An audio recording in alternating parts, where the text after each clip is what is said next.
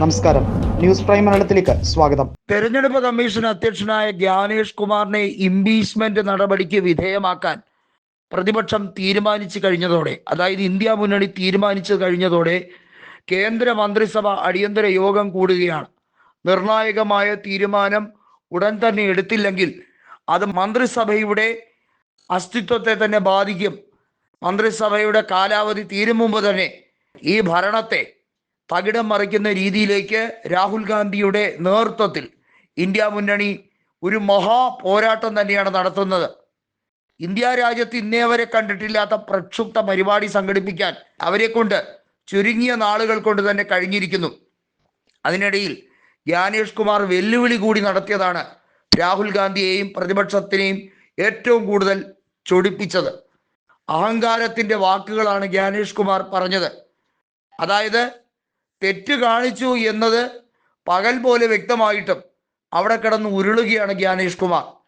അതിന് പകരമായി ജ്ഞാനേഷ് കുമാർ പറയുന്നത്, ഇലക്ഷൻ കമ്മീഷനാകുമ്പോൾ സ്വാഭാവികമായും 2-3 തെറ്റുകളൊക്കെ പറ്റും. അത് ഇന്ത്യ രാജ്യത്ത് പൊതുവായി തെരഞ്ഞെടുപ്പ് നടത്തുമ്പോൾ അതുമായി ബന്ധപ്പെട്ട കാര്യത്തിൽ സത്യവാങ്മൂലം സമർപ്പിക്കണം, അല്ലെങ്കിൽ തെളിവുകൾ കൃത്യമായി നിരത്തണം, ഇല്ലെങ്കിൽ മാപ്പ് പറയണം പരസ്യമായി. ആരോട്? ജ്ഞാനേഷ് കുമാറിനോട്. രാഹുൽ ഗാന്ധിക്കെതിരെ ഡിഫമേഷന് കേസ് കൊടുക്കാൻ വെല്ലുവിളിച്ചിരിക്കുകയാണ് ഇന്ത്യ മുന്നണി നേതൃത്വം. അത് വ്യക്തമായി തന്നെ ഉന്നയിച്ചിരിക്കുന്നു. ജ്ഞാനേഷ് കുമാറിനെ ജയിലിൽ അടയ്ക്കുന്ന രീതിയിലുള്ള തെളിവുകളുണ്ട്. ഇതിന് കൂട്ടുനിന്ന മറ്റുദ്യോഗസ്ഥരെ നിയമത്തിന്റെ മുന്നിൽ കൊണ്ടുവന്നിരിക്കും എന്ന് രാഹുൽ ഗാന്ധി പറയുമ്പോൾ കേന്ദ്രമന്ത്രിസഭയ്ക്ക് ജ്ഞാനേഷ് കുമാറിനെ നീക്കേണ്ടതിന്റെ ആവശ്യം വരുന്നു. പുതിയ ഇലക്ഷൻ കമ്മീഷനെ അപ്പോയിന്റ് ചെയ്താൽ സുപ്രീം കോടതിയിലെ ചീഫ് ജസ്റ്റിസ് കൂടി പാനലിൽ അംഗമായിരിക്കണമെന്ന നിബന്ധനയാണ് രാഹുൽ ഗാന്ധി വെച്ചിരിക്കുന്നത്. ഈ വിഷയം, അതായത് രാഹുൽ ഗാന്ധി പ്രതിപക്ഷ നേതാവായി ഇന്ത്യ മുന്നണിയെ നയിക്കുന്ന പോരാട്ടത്തിൽ TDPയും അതുപോലെ ഐക്യജനതാദളിലെ നിരവധി MP-മാരും തുടക്കം മുതൽ തന്നെ പിന്തുണ നൽകുകയാണ്.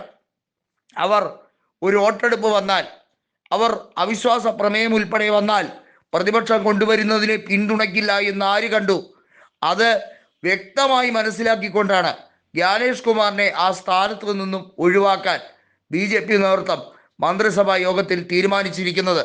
നരേന്ദ്രമോദിക്കും അമിത്ഷായ്ക്കും കൃത്യമായി മനസ്സിലായിരിക്കുന്നു, കള്ളക്കളി പിടിക്കപ്പെട്ടു.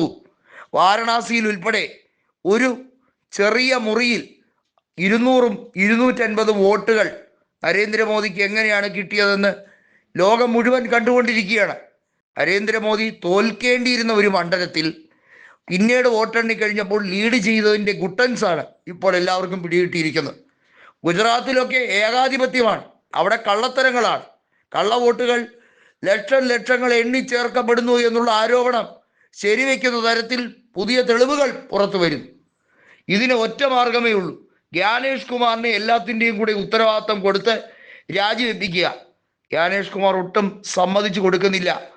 അങ്ങനെ തന്നെ പുറത്താക്കിയാൽ BJPക്ക് കൃത്യമായി പണി കൊടുത്തിട്ട് ഇറങ്ങൂ. തൻ്റെ ക്രെഡിബിലിറ്റിയെ ഹനിച്ചുകൊണ്ട് BJP നേതൃത്വം തടി തപ്പാമെന്ന് വിചാരിക്കുകയേ വേണ്ട. പണം കൊടുത്തതും പണമിടപാട് നടത്തിയതുമായി ബന്ധപ്പെട്ട സകലമാന കോഴ വാഗ്ദാനങ്ങളുടെ തെളിവുകളും പുറത്തു വിടുമോ എന്നുള്ളതാണ് രാജ്യം ഉറ്റുനോക്കുന്നത്.